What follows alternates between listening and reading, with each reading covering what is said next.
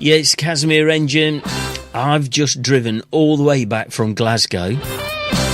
Leapt straight into the studio chair. It's almost collapsed on the amount of Greggs what I've had on the way back. You're listening to Casimir. You are. Ka. It's me. Ka. Isn't that so 990s? You think so? It's the Casimir Engine. It's not Ka.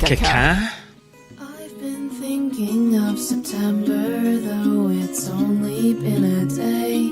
Blurry nights, I can't remember. What was it I wanted to say?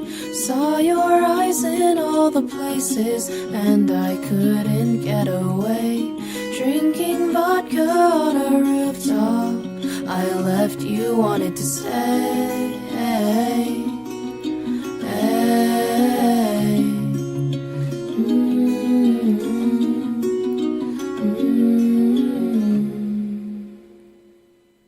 That was short and sweet, wasn't it? And why was it short and sweet? Because I've got a guest on tonight. So there's music in between. We got music from people like that was Z Tapes. I like Z Tapes. We've got Luke Wall. We've got Luke Wall live in Derby.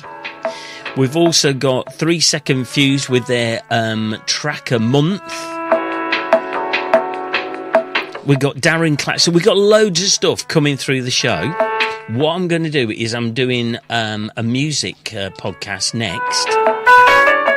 And then I'll put them all on there and let you know who they are. And I'll also be sharing on the podcast Twitter page and Facebook page.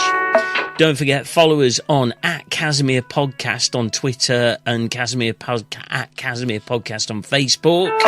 And I think we're also are we that on Instagram as well? I don't know. Anyway, this week I went out into the wilderness and found someone to chat to in a pub. So I'm going to be chatting, and you're going to hear the conversation with Jim at the Royal Oak pub in Wirksworth. We're having a chat with the landlord for Kaz, because he was dead interesting. You'll hear all about it in a bit. If you want to get in touch with the Royal Oak, don't forget, again, come onto our Facebook page. We'll share all the details about the pub. It's a fascinating building. I think you're going to like it. He was a very, very entertaining chap. And I managed to sneak in on a school night for Timothy Taylor. You're listening to the podcast. I'm so tired from driving. It's unbelievable. You listen to the Casimir Engine Show podcast.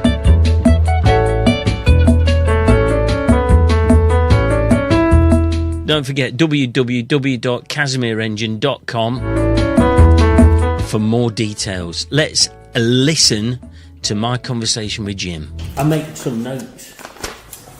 And then there's a bit that the people, and it's probably not the best, my ink was going on my printer.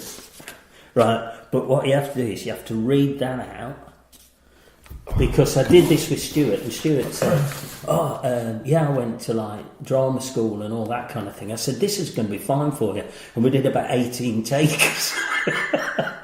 so it's just that. God. Okay, just that. Yeah, you'll be fine. Yeah, you'll be fine. Yeah. No, honestly, you'll be fine. I can't remember. I did a video outside for a brewery. They were doing a promotional video. Oh God! And I had to do 2 takes, and the first time I said it's amazing. And the second time, just say it again because we weren't quite right. I can't remember. Something amazing and profound, and then I was gone. Yeah, gone. Yeah. Inspiration's great, isn't it? Sometimes. Oh, it's brilliant. Well, it was that living on the nerves thing, and yeah. And it just happens. Right, shall I read this out for you? Yeah, go on. Yeah. I'm Jim from the Royal Oak in Wirksworth, and you're listening to the Casimir Engine Show podcast. Yeah. What a bloody hell podcast is, no idea. Yeah, well...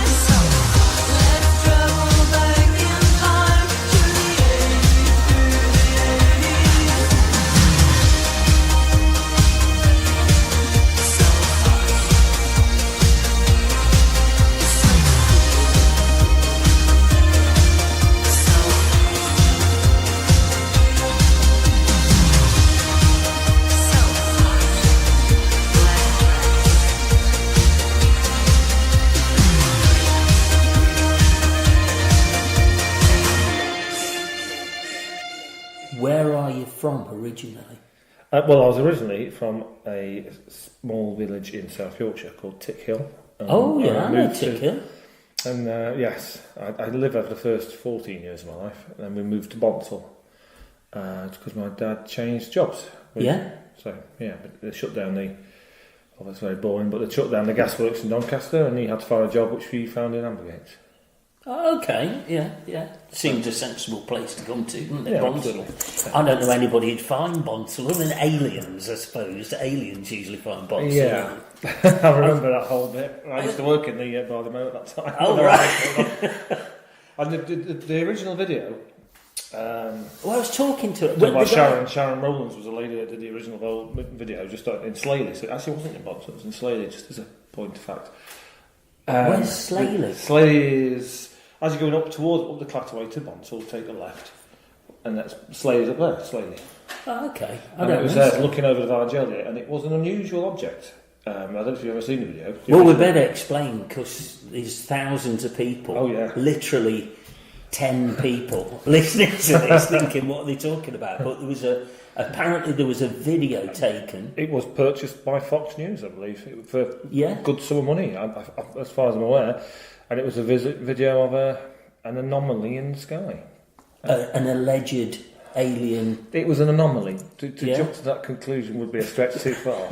But it's an interesting anomaly which has been recorded and videoed elsewhere in the world. So if you look at the same thing? The similar thing. Oh, right. So it must be something atmospheric, I think. But it was like a purple swirly blob. Oh, right, okay. It hadn't got windows and rockets and stuff like that. No.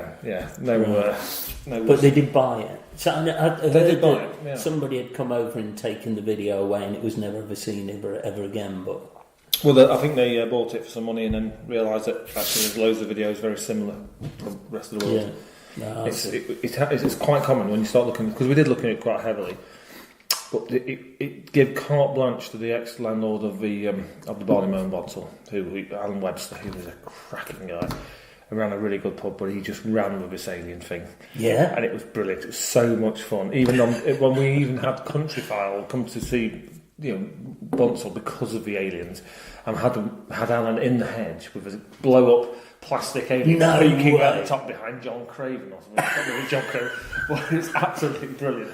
It went completely, and you had them in fancy dress. They were going on chat shows dressed in fancy dress, not as themselves, lying for fun and entertainment purposes on the telly. It was brilliant. Well, I don't think I lived around here at that point. It was happy times. They would be, I guess, the late 90s. I guess the late 90s. Was this around the time when there was allegedly raves and stuff like that happening in this neck of the woods? Oh, I don't know anything about that. Really?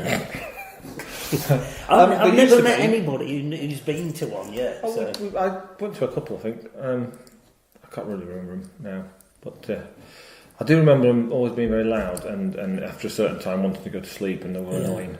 Yeah, when you're trying to sleep.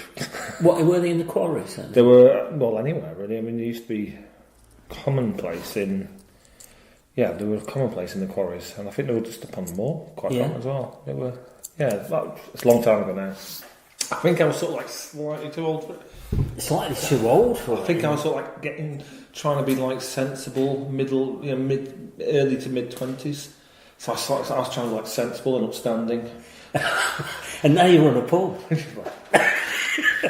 Where did it all go right? Yeah, exactly. I have no idea. Happenstance.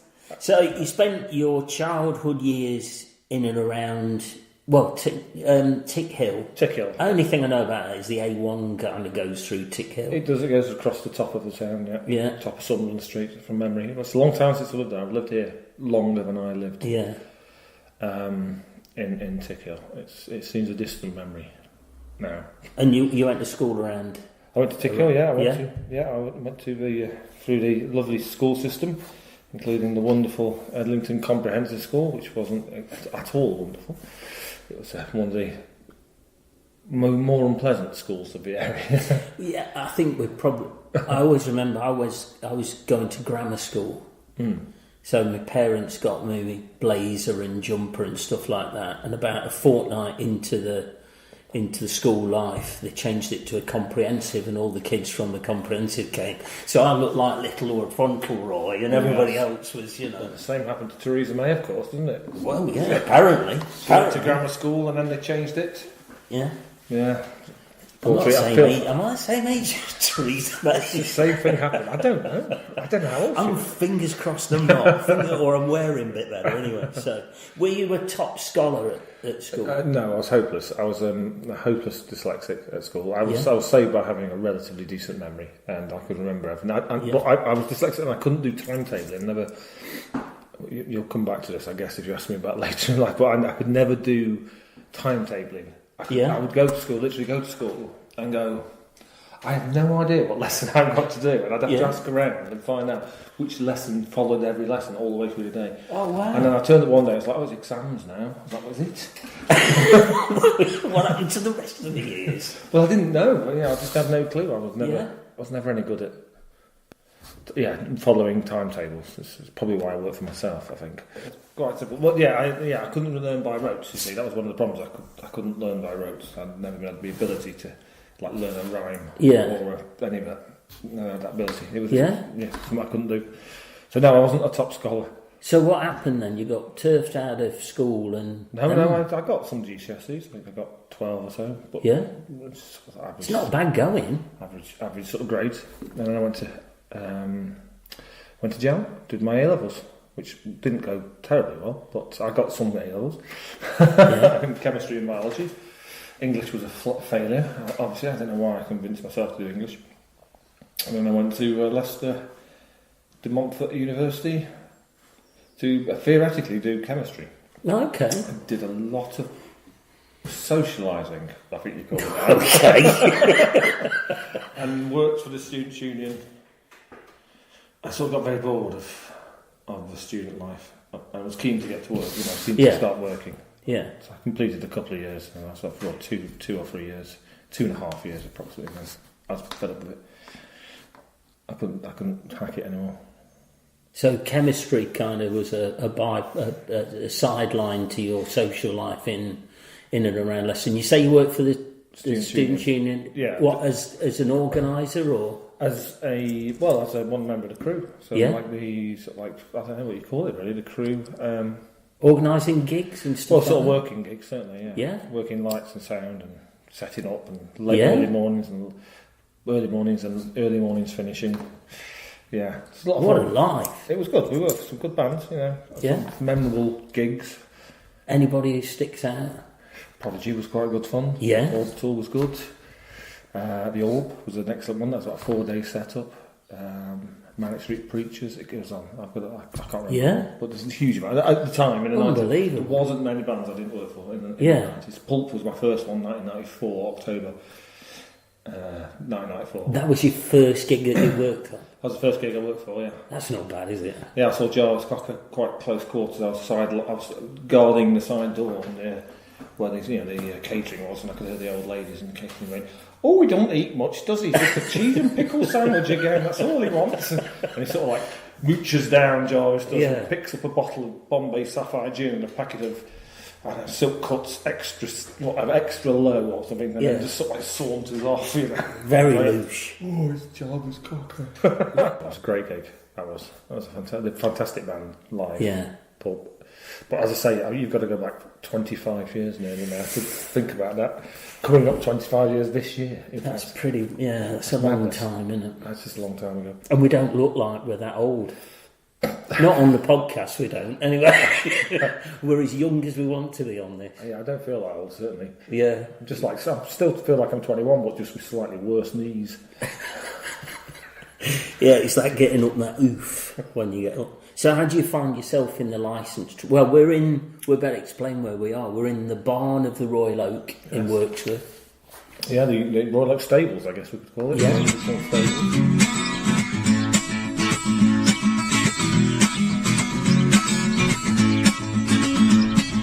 Woke up late this morning thinking same shit, different day.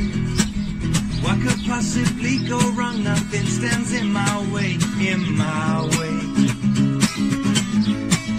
Nothing in my way. To my happy something which helps me to find a way. Helps with my anxiety, then everything's okay. It's okay. Everything's okay. Do I even care if you don't know the strength of your own mind?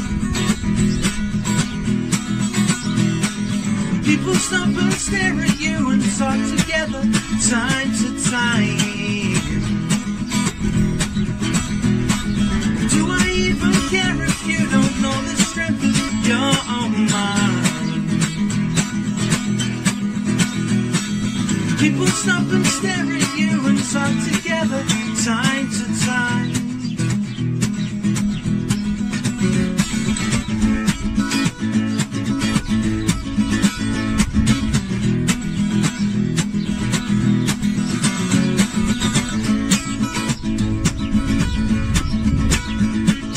When the feelings disappear, I feel like running free.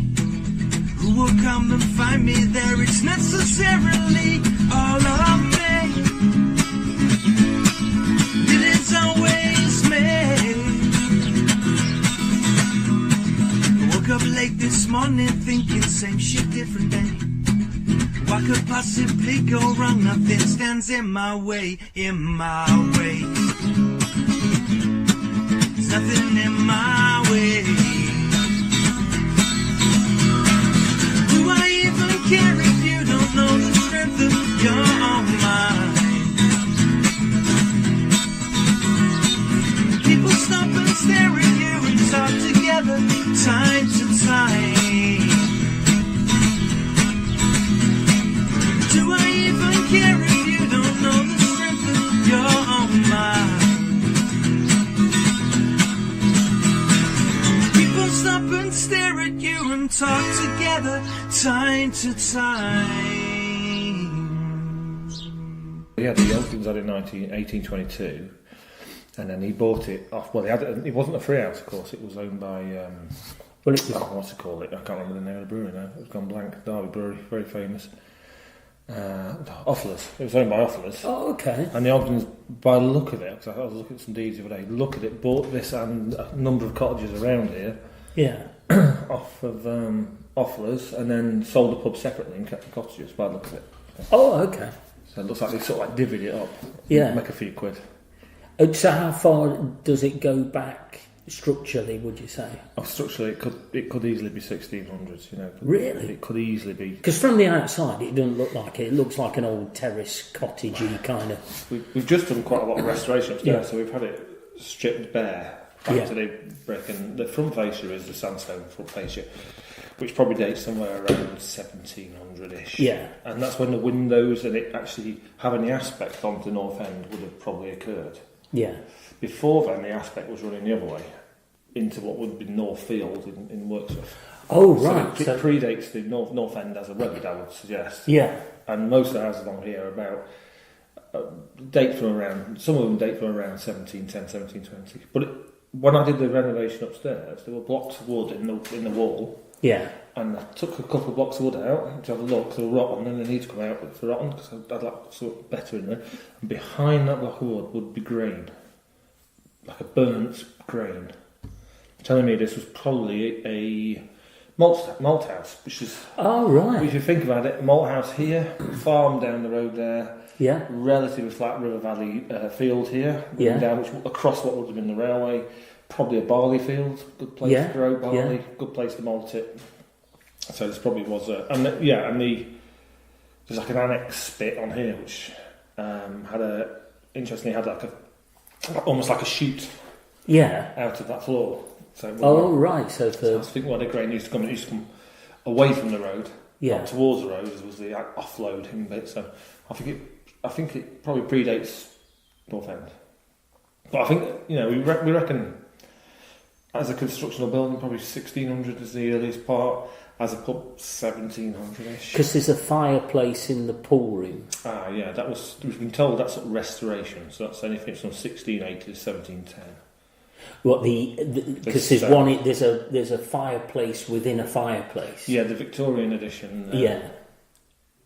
Which I'd like to remove, but we'll talk planning later. I suppose if National Trust came in, they wouldn't touch it, would they? No, but I'd like to take the...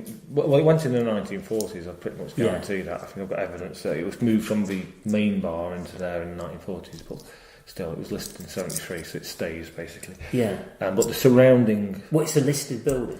Yeah, it's grade 2 listers, so Okay, we've got to be very careful how we do stuff.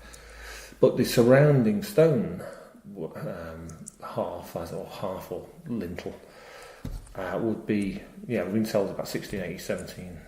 Yeah. So quite an early one. Yeah. And, not a traditional gritstone one either, like a more unusual stone. Yeah. Yeah, it's a fabulous looking building. Have you done this kind of thing before? Have you been involved in pubs before? Or is this your first venture? I've been to a few pubs over the years. I would class Sherlock. I would say that I'm an avid pub goer. Even as a student, even as a young man, all the lads would go around to trendy wine bars before the nightclub, and I'd go in Leicester. I would have gone to a pub called the Haunch of Venison, a pint of Guinness and a whiskey. Yeah, and had a couple of those before we went on to the nightclub. Yeah, they've been out in the bars, the trendy bars, and I would have been propping up the bar in an old man's pub. Pretty much that was my scene, but I guess I learnt from Bonsall and learnt from my father. He used to take me out at a relatively early age to the pub. Yeah. Not that I condone that sort of thing as a licensee. But I've always been a firm pub guy. So when I worked at the Bonsall, I worked at the bar in Bonsall for, I think I was 18. Yeah. I would have been 18, and I maybe worked there on and off till I was 20. And I enjoyed it thoroughly. And Alan Webster taught me everything I know. So. Oh right. Yeah. You was an apprentice. Oh, he had me study and everything. I had a book I had to read about how to keep bar. It's all a joke, let's see. But I have to say it in case he's listening. So is this your first pub then? It's my first pub, yeah, absolutely. I've been drinking here since, 1994 maybe, semi-regular. Because there was a lovely old boy at the bar who lived in Bonsall and used to drive back to Bonsall in an evening, so I'd come in and cadge a lift off him. So that's my sort of first introduction to old Keith Mellor, who was a lovely old lad. A fine beard. We used to call him Whiskers, his was his nickname at the bar. Yeah? Yeah, he used to come in every evening, have a couple of pints of beer and drive me home in his Nissan Bluebird. Nice. Yeah, nice car, Nice. yeah, which was absolutely filthy. And he used to get in it, and he used to wipe your feet, it was absolutely ditched. Yeah. Chickens in the back. Oh, yeah. Bless him, but he's a lovely boy. So he lovely lad. He used to drive back. So that was sort of like my first introduction, coming in as a scrawny youth. Okay. Cadging a lift off one of the guys that drank here. So when did you move here? Moved to Wirksworth in 2000. Oh no, sorry, to the pub. Oh, to the pub, sorry. Okay, I moved to the pub in I can't remember, 3 years ago, so I'm guessing that's 2016, is it now? Yeah. I don't know, it's gone so quick, there's a lot happened since we've been here. Yeah, I'll bet. Yeah, we moved here 2016 in April, and then 2 months later our little girl arrived. Yeah. A month early. Well, I don't know what we were thinking, taking on a pub and having a baby, but we did, and we managed it. That was all fine. You watch grand designs and people decide to build a house and then have 3 kids, don't they? It's a nest building thing, isn't it? Yeah. This is a slightly insane one. And then of course I had heart surgery after that. No. I've had the whole upstairs floor, open heart surgery beginning of 2017, would it be? Or 2018, beginning of 2018. So heart surgery. We've had the whole upper floor redone and remodelled. This barn. I thought when you said the whole upper floor had been remodelled, I thought you meant your heart surgery when you were talking about that. There's been a lot going on. There's always been something going on all the way through our time. It's been busy. Oh, it's been intensely busy. This. So what were you doing just before you came to open a pub? Oh right, okay. So what were you doing? I used to work in water treatment, so I used to travel about looking at people's water quality and such like. Oh yeah. And I used to work for a few breweries over the years. I worked for a few breweries. This is where the chemistry comes. It came back because I actually ended up pursuing a career in chemistry. After doing something completely different, I did sort of like welding and pipe fitting and steel fixing for a few years, and I decided that was too much hard work. I'm too skilled, So I went back to chemistry, did chemistry for a while, and then ended up being like a water treatment guy, and worked breweries. But and it reinvigorated my passion for brewing, which I'd always had. I was at 6 years old. I used to make beer with my granddad in his kitchen. No. And I remember it. You're saying that because it's a podcast, aren't you? No, I loved it. Really? I loved making beer with my granddad Ross. It was brilliant. And then I was the house brewer for our family. At the age of 9, 10, 11, 12, I'd make the house wine, the country wines, and I'd make the beer. I was what I did. I never drank it, but I used to make it for my mum and dad and guests. From kits or kits? Yeah, from not kits. Not from hops and yeast and. Well, hops and yeast, yeah, but not full mash. Yeah. It would have been extract in them days. But my granddad used to do full mash. Yeah. Yeah, he used to do full mash brewing, and it was great. Yeah, he taught me how to brew. And my other granddad used to make country wine, so I used to do that with him. Yeah, from a really young age, I remember it. It was a fond memory. So yeah, working in water treatment for breweries reinvigorated my passion really. And I started again brewing. Yeah. In 2008 at home. Yeah. Kits again or full? No, full mash. Yeah. Full mash grain brewing, and I've sort of enjoyed it ever since. Never stopped. Bought a brewery, did that for a bit. You bought a brewery? Yeah, Ashley Hay Brewery. That's my brewery. Yeah, Ashley Hay Brewery is at a wonderful farm up at the above the top of Wirksworth. It's got great spring water fed, solar power. It's a great little location for it. So how come you've got the best life in the world, other than open heart surgery and stuff like that? But I don't know, it's just what people do, isn't it? I don't know. Well, no. Most people have got like the drudgery of life that they have to go through. Yeah, I wouldn't know anything about that. We're sitting in and this place is fabulous. It's like a very, very rustic barn. But not like an open barn where you'd have hay and stuff like that. Like you said, a stable, probably. Yeah. You've painted it all out white, and then there's loads of chairs in here, and it looks like you might be having events or something. I'll have you noticed as limewire. Oh, God, years ago, I say it's painted white, and all of a sudden Kevin McLeod appears.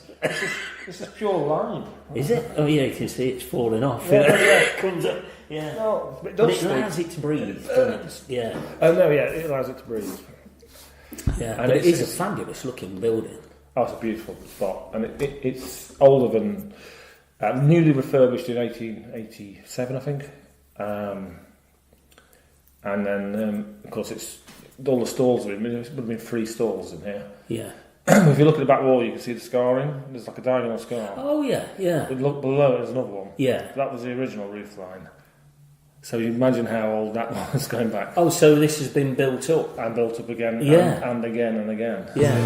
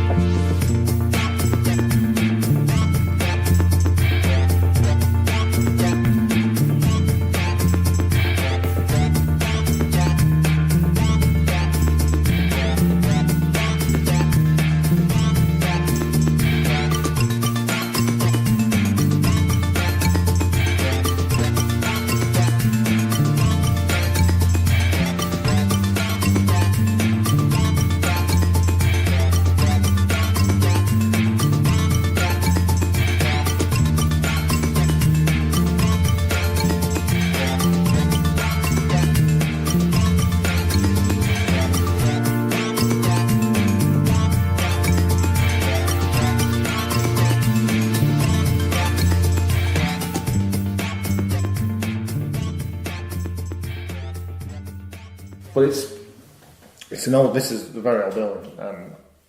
As probably older than the main pub in parts. Yeah. And if you look at the thickness of this rear wall for a stable, it's ridiculous. And if I was to show you the outside of this wall, it's 3 feet thick for no good reason. I don't know why. Yeah, I suppose keep something cool or... Yeah, or fortified wall against the old walkway, which if you go behind this wall, there's a path, what clearly was a path running through, which I would imagine came down from Bole Hill down the back of this building. Okay. And into Blind Lane. Yeah. I would imagine. But we don't know. Yeah, there must be some plans somewhere, you'd have thought, wouldn't you? You would think so, yeah. They didn't have sufficient quill drivers in Wirksworth, I think, going back a few years. No, if you go to the Heritage Centre, it says that this was a city when Liverpool was a swamp. Does it?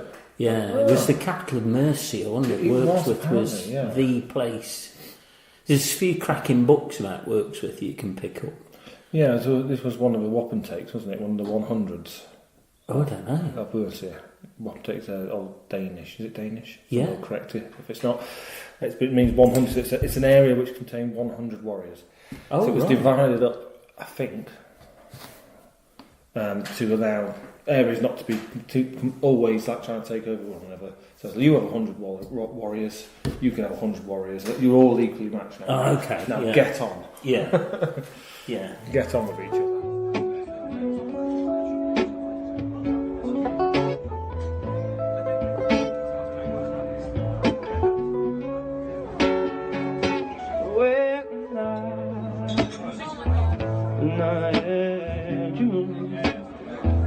I treated you bad,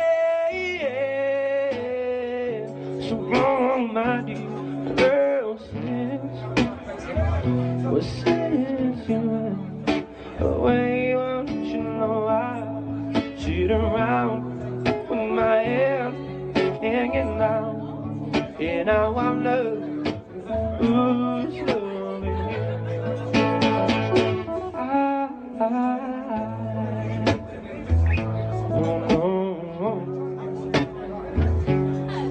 Should have never ever made you cry, girl, since you went away, why don't you know I shoot around with my hair hanging down, and I want love. Who's loving you? Like when I love is so lonely. I don't think I'm gonna make it all my life. All my life, yeah. Don't you know I shoot around with my head hanging down, and I want love. Who's loving you?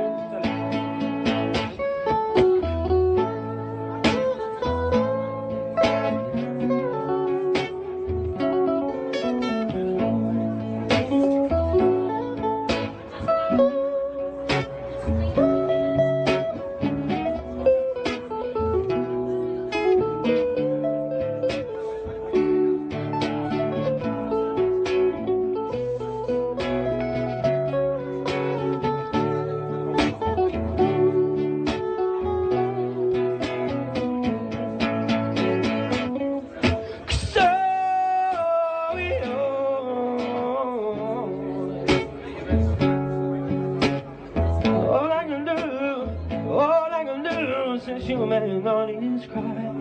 You,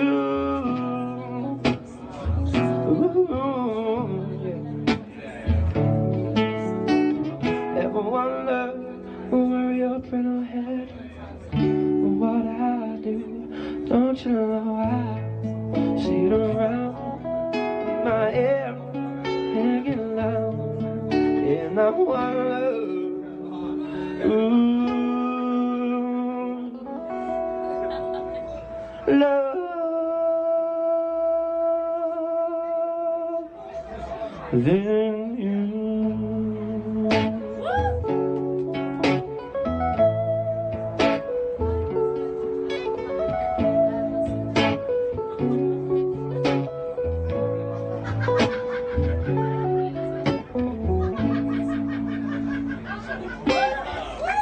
Nice one, thank you.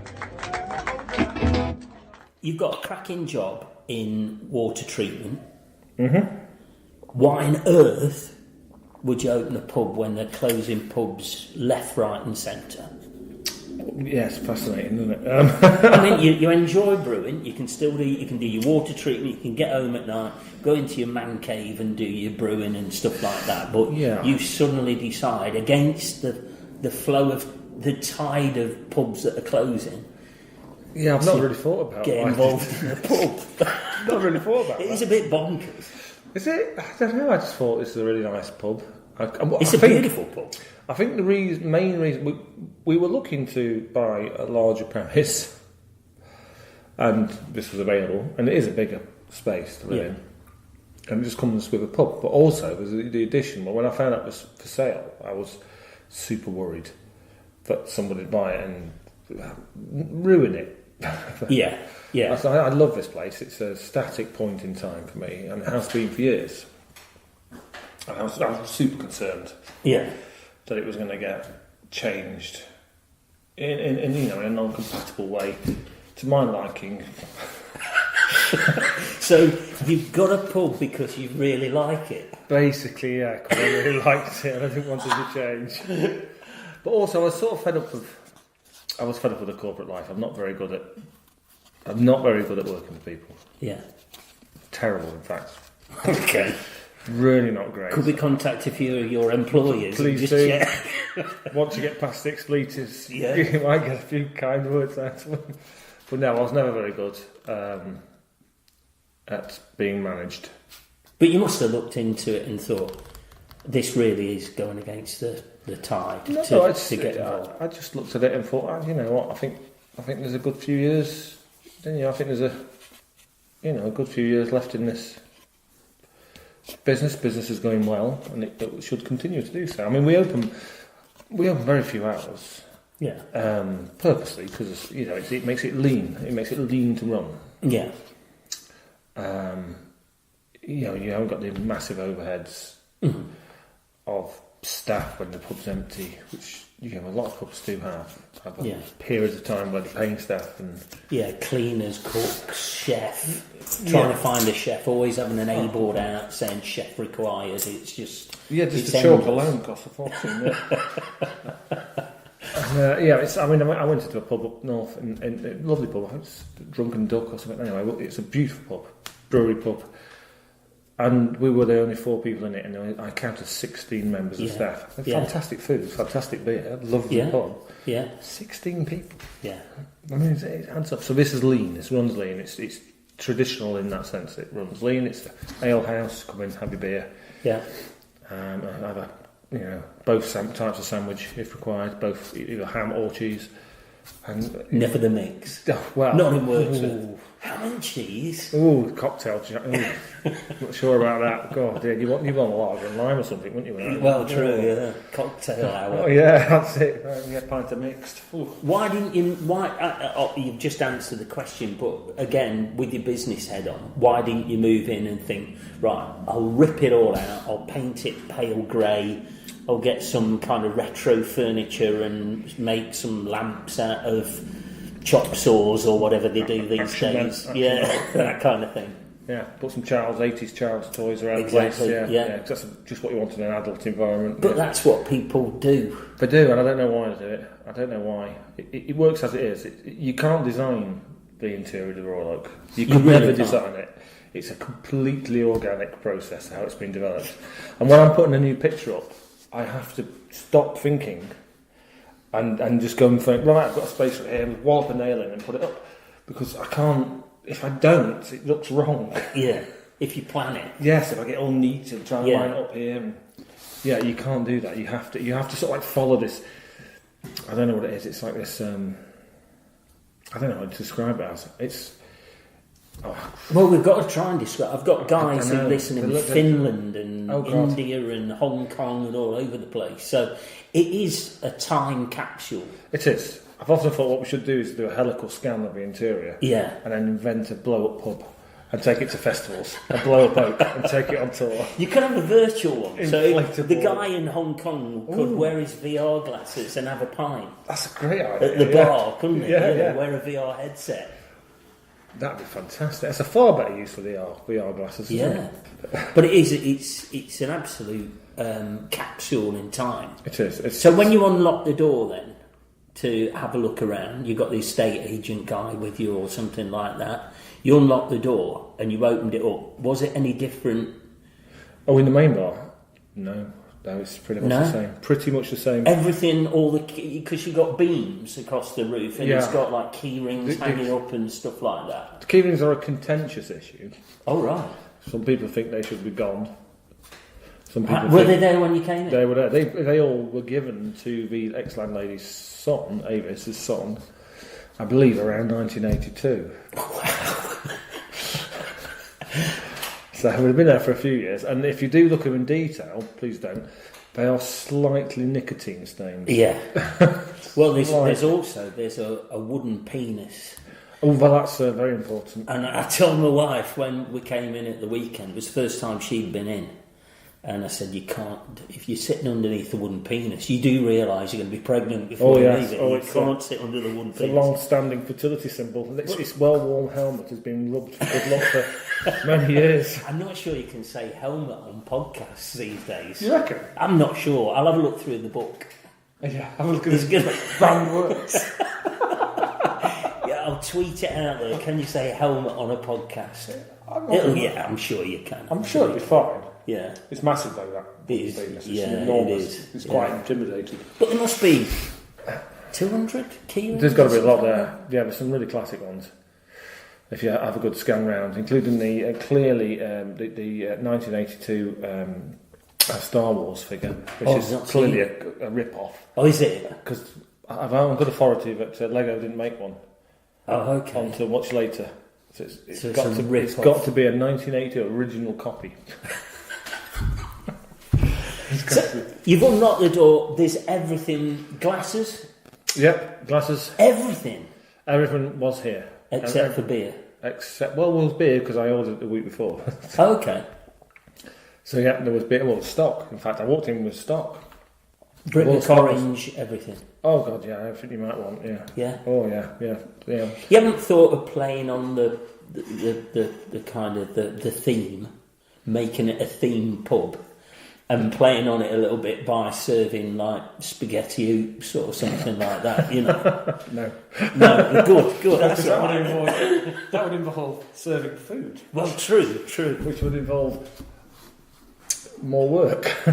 Well, you could serve on bongo or something like that, and some. Do we even sell that anymore? I don't know. Again, we'll tweet it out. Helmet and umbongo are going to be hashtags or whatever. Yeah, umbongo.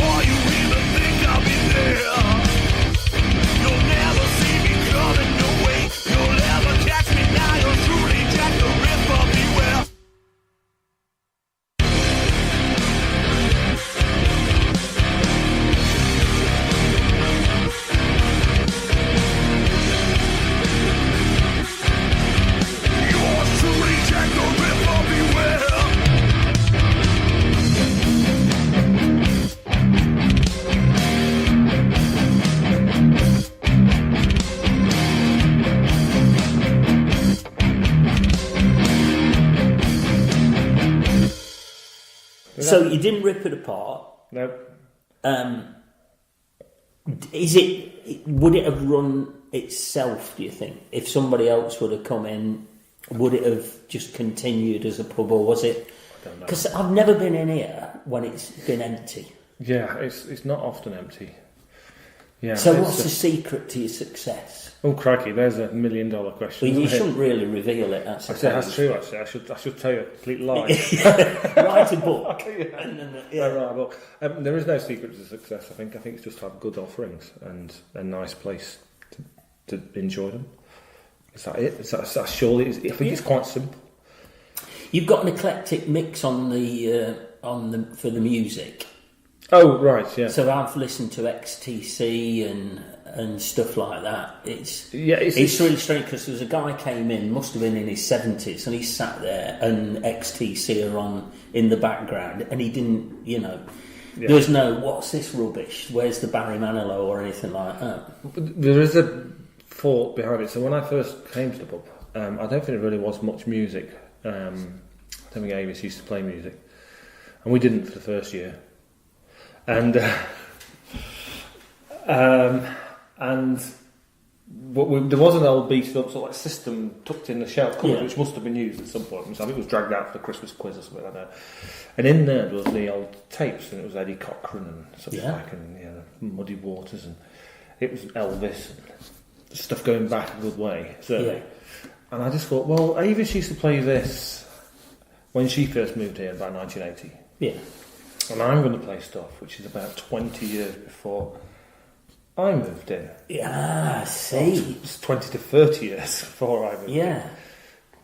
So I'm only going back as far as on the music as Avis would have gone back. So this is chosen music? Not chosen by me. Oh. It is sort of, it is a favourited list of randomly played tunes. So something I like that. Yeah. And it'll more commonly play. Yeah. So it's an internet radio, basically. Okay. So a more commonly played, more favourite stuff. On the pumps upstairs, you've got range of beers, you've got some favourites, Timothy Taylor and stuff like that. Where do you source your beer? Oh, various. It's like a beer catalogue. Well, no, I try as much as I can to go directly to the producer. If they deliver in this area, I would take it from them. Yeah. Maybe. So how do you get in touch with the internet, I suppose? It's really difficult, to be honest. Yeah. Because it's a massively changing market. I mean, there's beers coming through now, which on my bar, which 3 years ago, I would never have even heard of these people. Yeah. And it's really rapidly. I mean, some great breweries coming through. Like Red Willow from Macclesfield, Blue Bee, Arbor. There's some just fantastic breweries out there. Which is it. And beer has changed. Even in my 3 years, beer is completely changed. So it's far a question. more traditional when I took over. Oh. Only 3 years ago. It's more traditional. It was more traditional. Yeah. Only 3 years ago, it was far more traditional than it is now. And it's fascinating the way it's changed just in 3 years. God, I dread to think what the next 3 years is going to do. So, as an expert, Yes. coconut flavoured beer, No. banana, melon, No, not for me. chocolate stout. Don't mind a chocolate stout. I Okay. think that works. I think chocolate stout. Yeah, I think that works. I'm not a keen. I like beer flavoured beer. Beer flavoured beer is my favourite beer. Yeah. And a chocolate flavoured stout is good. But So you what- wouldn't sit down and drink responsible quantities, would you, of a chocolate flavoured stout? You'd have like a half or a couple of 2/3 or maybe a pint, and then they'd be like, "Oh, it was lovely that," but now I would like a beer. Would you not move Oh, on to the coconut one? You're almost getting a bounty then. Oh yeah, Bounty Bar. No, it's not for me. I have had some nice coconut beers in the past, but it's not for me really. What about this citrus hop thing? Tell me about that. Oh, citrus hop. Well, it's the American influence hop thing. Is this the American IPA stuff? It's sort of but it's New World hops, I guess now you describe it. And there's an enormous amount of citrusy hops out there. It's very popular, incredibly popular. I mean, years ago, when I first took over, they used to taste very heavily grapefruity. Now they're tasting a lot more tropical. And it's getting far more breadth of flavour. out of hoppy beers now than used to. And even one hop that I use and never had any success with whatsoever, at Equinox, you get even like a green bell peppery flavour, which is unusual. Oh, what? Yeah, yeah, exactly. Green bell pepper. Yes, it's like this orange jalapeno-y note, which is not unpleasant if done correctly. Okay. Which is something I've yet to achieve and keep. And you said Equinox. Is this your new? Equinox. It's not my new harvester hop I've been using for a while, or trying to use. Oh, is that Equinox as a hop? Equinox as a hop, yeah. Right, I see. Yeah, I mean, I like some of the more sort of simple, like Citra and Simcoe. I do love these hops, but to be honest, I do like a traditional bitter. Yeah. 9 times out of 10, you'll find me having a nice pint of Timothy Tales. Very good it is too. And it's, I've got a half because yes. I'm being sensible. Yes, I noticed a sensible half. Yes. You brew your own beer. I do. Ashley Hay. Ashley Hay. We're currently in a situation where we're restarting, so I'm doing some pilot test brews, which I'm hoping to bring in-house to the Royal Oak. And what local produce would you use? You've got the water, you say. You've got spring water up there. Water Can up you there. just use that straight from the spring? Yeah, you're going to boil it. Yeah? Yeah, absolutely. Yeah, you as long as it's filtered Walker's and clean. wheat in it and stuff like that. Well, yeah, but it adds to its flavour, doesn't it? No, but it's going to be boiled for up to an hour. Yeah. So it really doesn't matter. It's not massively important. But to be fair, at the moment I'm not using the spring water, so I'm trying to get more consistency. So I'm using reverse osmosis water at the moment, which is water which has had all the salt stripped out of it. So that means I can rebuild it from it to the profile of water I wish. Okay, so it's Accurately just adding salt. It's just water. pretty much pure water. It's very decent. yeah. Yeah, it's down to one. And where do you buy that from? An reverse osmosis water shop, or? No, we just buy the kit, obviously. Oh, okay. Just You make like it. Towns Main and strip it down bare. Yeah. Yeah. Nerds out there, I'm getting it down to one microsievert. There'll be somebody out Yeah, there. woohoo! One microsievert. Might get out of the t-shirt now. Yeah, I'm not the Star Wars geeks for 10 metal, won't it? Yeah. So you're using local water, Yep. local grain. You can't get hops around here, can you? I do grow hops, actually. Right. I haven't. Is it like Kent up there then? Is As it? well as a polytunnel or two, and they're yeah. rapidly. The quantity of biomass that's produced by hops is ridiculous. They're slowly taking over the polytunnels, and they're going to have to be released into the outdoor area. But I need to find some big long poles to put on because they're so big. Yeah, these huge meters great high. big things. Yeah. But I've yet to. I didn't use them last year because I wasn't feeling up to it because I was post-operation, and the year before that we did use them in conjunction with the Lockup Brewery. Oh yeah, yeah. The year before actually with Lockup, because I wasn't doing a great deal then, so I was heading towards having my heart mended at that time. So, but yeah, I've got quite a lot. So yeah, we should try local hops next year, but local grain, I would think not that easy to come by. Yeah. Local yeast, I'm not really sure about that either, to be honest. But, No, I don't know where you'd get it. I don't really yeast. know. I mean, I could get it from one of the breweries that supply me. Probably be happy to supply me some yeast, which I might do actually, and just try it as a house yeast. It might be quite nice. Yeah. A nice thing to do. It's try day yeast. But I'm doing trials, so I'm doing a split batch, and because I'm trying to identify yeasts that work well for different styles of beer. And so I'm doing the same beer, identical beer, 2 different vessels, 2 different yeasts. So same water, same grain, same hop, Same batch, just exactly the split, same, just split different out the boiler. Yeah, different yeast. different yeast, and it's remarkable the difference. Yeah, I could show you some pictures, but don't work well on a podcast. No. And is it pictures of yeast? It's pictures of beer. Even the colour, Pictures of beer. even the colour changes. Really? It even influences the colour.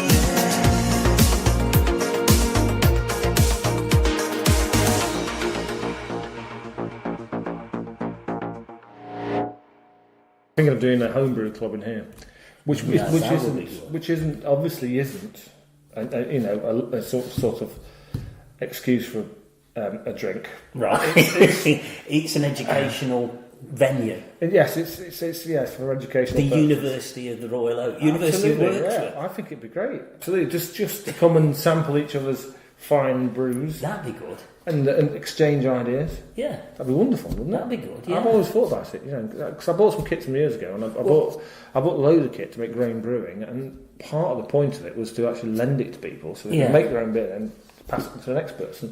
That was the idea. It's like a community idea. Have you ever thought about doing anything with... there's Full Moon Coffee in Wirksworth. What about a coffee porter? I could do a Something coffee like porter. that? I've got an absolute ruck of vanilla needing using up, Yeah. and some and some what do you call it, coconut. I've got a load of coconut as well. coconut. My favourite. Yeah, Yeah, can't wait for that. yeah, Bounty Bar. So what, is it just proper coconut? Yeah, just a coconut. I've always been nervous about coconut. It's quite oily, isn't it? Yeah. I was thinking it might kill the head. I don't know. I had coconut milk, so... Doesn't taste of coconut. It's not. Not really, no. Well, if I want to make a coconut porter, sure, it's just easy to put a couple of shots of Malibu in it. Exactly. It just makes sense, doesn't it? Yeah, it's a bit like- Or dunk a Bounty in it. If you want coconut flavoured beer, Yeah. dunk a Bounty in just it. in fact, just use Bounty bars. Well, you could... I could make a very decent hipster beer out of Bounty bars and Cocoa Pops. I think the nice thing about it is that, I know a few of the people who've come here, but you can have groups of older people who would probably have been drinking in here for years. The local guy who's always sat on the same stool at the bar, and then a group of younger people who come in from... It's quite an arty kind of town, so you get quite a few people sitting, in different groups, which is always nice. I think that's the pleasant thing about the pub. There's a great eclectic mix of ages. Yeah. With some nights, the average age is under 50 years old. No way. Some nights. Plans for the future? I know much of the same, clearly. Better use of the beer garden. Yeah. So we're going to open early on the Friday, early shift on the Friday. So we're going to open from 4 on the Friday, which is unusual for us. Wow. 4 o'clock opening on Friday. We're going to try it throughout the summer, see if we pick up sufficient business, and then we will hopefully maintain it through the winter as well. So I think it'll be really good. Plans for the future. What about here? Pork pies, return of the pork pies, local pork pies maybe. Vegan pork pies? Well, is that a thing? I mean, It could be, remember, these are great ideas. mushroom pies. Yeah. Would you just call them what they're made of? Because pork pie is sort of clues in the name, isn't it? Vegan just drags them in these days. Yeah, vegan pork pie. Vegan sausage roll at Greg's has worked for them. Are they nice? I've not tried them. Gorgeous. Are they actually nice, generally? If you cut me open, my DNA is partially vegan sausage roll. Really? Yeah. No, I never thought they were any good. You Well, could I tell- haven't been in, although you can see by my svelte figure, I've not been in Nothing on a yet. Greg's for years. So, what about in here? Are you thinking of having events in here? Yeah, we had the hopefully. film night with Stuart Wheeldon the other day. Oh, that's great, wasn't it? Yeah. It worked really well. I was pleased, actually. Yeah. Hopefully some music in here and maybe beer festivals. Yeah. And we've yet to really think about it. I mean, it's been a bit of a whirlwind, sort of like loads going on recently. Never buy a historical building. You spend the whole life just propping it up and doing work. Yeah. It's a full-time job. Yeah. You think I'm a landlord, I'm a trainee builder. Yeah. That's what I am. That's basically, I'm a landlord and a guardian of an old building, I guess. I guess that's how you look at it. Do you do anything else? You mentioned the audio thing, the electronics and the... Yeah, that's been a hobby for some years. Yeah. Yeah, I've built 1 or 2 amplifiers Have in you? the last, 1 or 2. Faffed about and spent far too much money on hi-fi over the years. Yeah. Yes, far too much. Record club. Record club. Ooh, in here. Yeah. Ooh, Good acoustics. very good. You don't have to have it too loud, actually.